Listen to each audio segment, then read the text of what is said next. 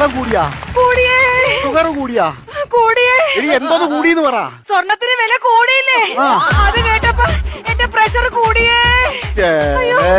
എടി ഞാൻ ഒരു കാര്യം ചോദിക്കട്ടെ, നമ്മുടെ ഒരു കീരി വിത്തുണ്ടോ? നമ്മുടെ സ്വർണ്ണം ഉണ്ടോ?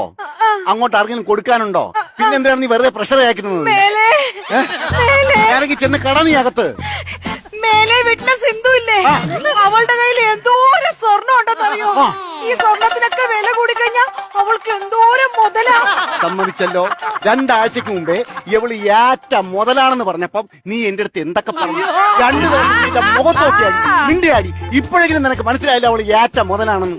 എടി, പൈസ ഉള്ള ആൾക്കാർ പൈസ വാങ്ങിക്കും, അതായത് സ്വർണം വാങ്ങിക്കും, വിൽക്കും. അത് നമ്മൾ നോക്കേണ്ട കാര്യമില്ല. അതായത് കള്ളനെ കണ്ടു കഴിഞ്ഞാൽ പോലീസ് പിടിക്കും, കോഴിയെ കണ്ടു കഴിഞ്ഞാൽ കുറുക്കം പിടിക്കും, നിന്നെ കണ്ടു കഴിഞ്ഞാൽ എന്നെ കണ്ടു കഴിഞ്ഞാ പ്രാന്ത് പിടിക്കും, അല്ലാതെ വേറെ ഒന്നുമില്ല.